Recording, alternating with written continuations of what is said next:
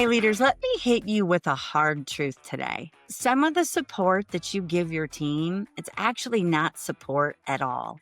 It's enablement. Now, I know that leaders don't like to admit this, but codependent patterns can sneak into your leadership, into your workplace, into your team before you even realize it. Many of us go through the day thinking we're helping when in fact we're creating the very problems by not addressing the root issue. And when that happens, you're not leading, you're rescuing. And that will quietly destroy your culture. And in this 101 episode of the Leadership Sandbox today, we're going to get into and break down the strategy around how to start truly supporting people's growth versus enabling codependency and you to be the savior in your workplace, because that's not what your job is, leader. Your job is to empower, to train, to mentor, to coach people to be better, to grow, to be the ones that get the job done for you versus someone that you have to go in and save and help and enable those bad behaviors that you say you don't want.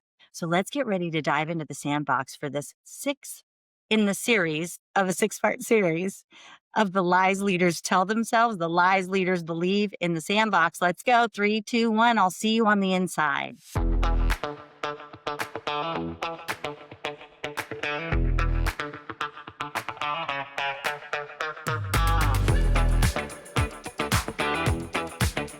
Here's the lie.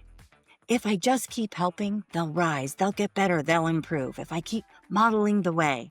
And the truth is that sometimes helping is really about you feeling needed, not about them, your team members, getting better, getting stronger, getting more equipped to do the job. You see, what it leads to is codependency, and codependency is a two-way street. Your team member may rely on you to fix things, and you rely on them to make you feel good, like a good leader, because you're there helping them and fixing things for them. You're supporting them. And unfortunately, the result of that is rather staggering to prove that there's no growth in the individual and the team. There's very low to no accountability, and it's an endless cycle on repeat.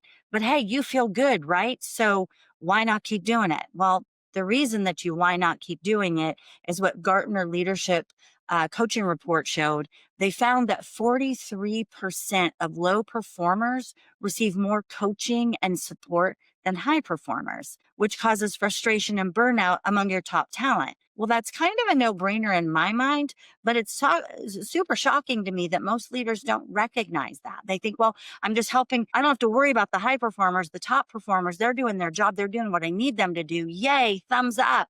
Keep going. Go team. And you focus so much of your time and energy over on the ones that are low to underproducing that it actually is getting in the way on a psychological, emotional, but as well as a cultural level with your team.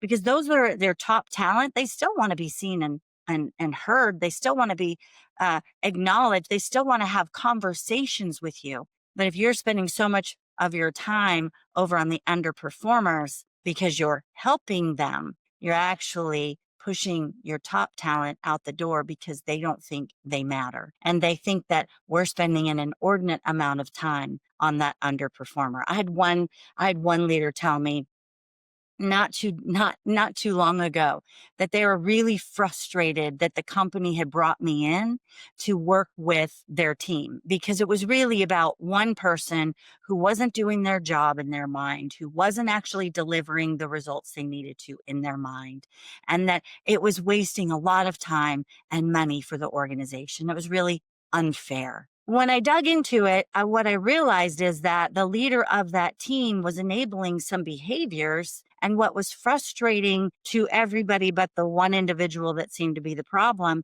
was that so much time was going, the appearance of so much time was going into them.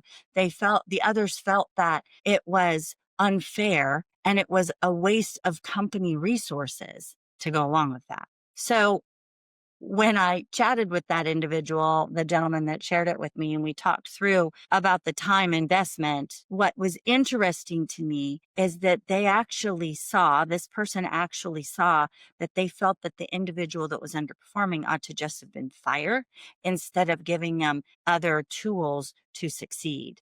Now, that was a little bit of an extreme because we weren't to that level yet, because there hadn't been supports given, but the time and effort and energy that the leader put into talking about the one individual, spending time with the one individual, going to HR about the one individual was frustrating to the rest of the team because it was taking the eye off the rest of the work. So they weren't helping, they were somewhat definitely enabling, but they being the leader, were frustrating those top performers, just like the studies show.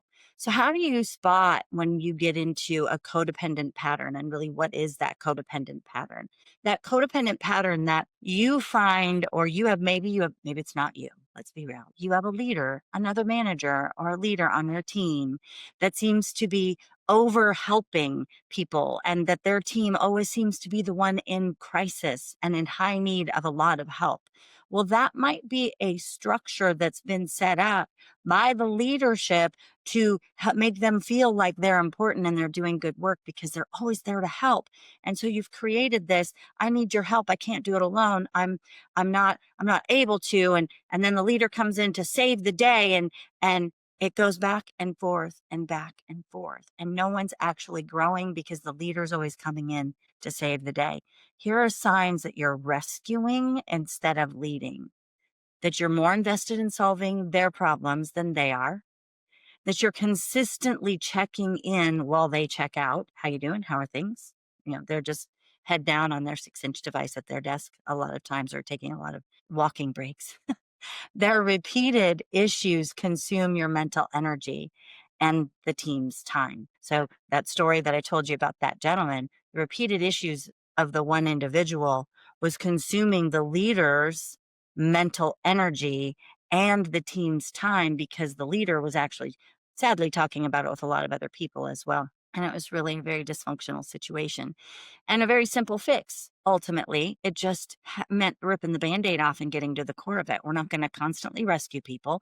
We're going to hold them responsible and accountable for the work that they've been hired to do, right? And if you feel guilty, this is sign number 4.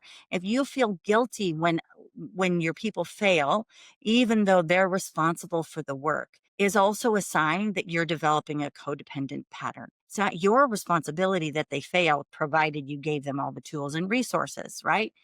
They fail to do the work, complete the work, then it's not your responsibility to feel, and nor should you feel guilty for it.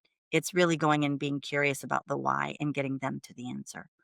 A study in Harvard Business Review found that leaders who overfunction for their teams increase overall turnover by 20%, because top performers leave when accountability disappears. And that was in their article, Why Top Performers Quit. Great read. Go read it. HBR. So here's your reset. This is a real quick and in a hurry episode this week as we round out this series on the lies leaders believe. Breaking the cycle starts with the first step, which is call it what it is, right? Name it and claim it. You step in and you say, I've noticed I'm stepping in to solve a lot of the issues repeatedly with you, and that's not sustainable for me or for you, not going to help you with your growth. Number 2, you give the responsibility back to them. So you map out, here's what success looks like in this road, and it's on you for you to take the lead. My role is to be a resource to you, not to rescue you. Your role is to do the steps that are required for you to succeed. And here's what that looks like. And you map it out with them. Get the full box of 64 crayons, friends. It's time, because then that takes you to step number 3 for you, leader, which is hold the line. Set clear boundaries, clear expectations. And if they don't act, don't step in. If they don't follow through, don't rescue them. If they don't get their reviews done for their team, if they're a manager, if they're not meeting your timelines, your due dates, if they don't turn in their travel, if they're not turning things in to you in a timeline that is needed, don't go rescue them. Don't step in. If they fail, let the natural consequence play out. That's it. If they fail, let the natural consequence play out. And I want you to hear it this way. When you rescue an adult, you train them to stay helpless, and it becomes that cycle of learned helplessness in the workplace. And I want to encourage you today. Your responsibility is to break that cycle of learned helplessness. Give them hope, give them the clarity of the path, name what the issue is, give them back the responsibility, and hold the expectation so that they know you're serious and here's what success looks like and here's how we succeed. And then when they do succeed, celebrate it. Celebrate it for you, celebrate it for them. Leader, your role is to coach, not coddle. Coach people forward. Don't coddle them where they're at. That's for babies, not adults in the workplace. Support becomes enablement when you take the responsibility for someone else's growth. Ouch, right? Like when you are more invested in your people's growth than they are, you are now enabling them. You've now become codependent. Today, I want you to do this. This is my challenge for you. I want you to identify one place where you've been rescuing instead of leading.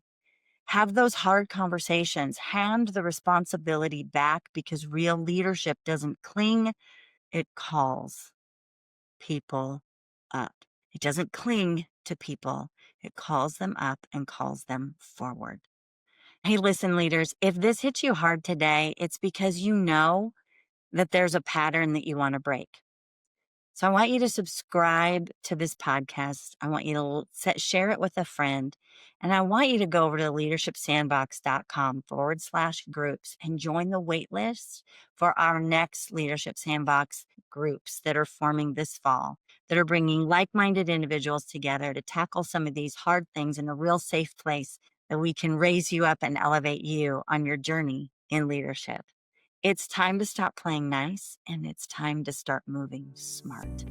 All right, friends, I'm excited that you joined me for this series on the lies leaders believe. I hope that you found it to be helpful. You know, third-party affirmations go a long way in today's world economy, and I'd be grateful if you would share this episode with someone that you believe could really, truly use it. Subscribe, comment, tell us what you think. Tell us your question or where you struggle or where you've broken through some of these enablement tendencies for yourself, and the better it was for you on the other side. Hey, thanks for joining me in the Sandbox. Make it a great day, and God bless you.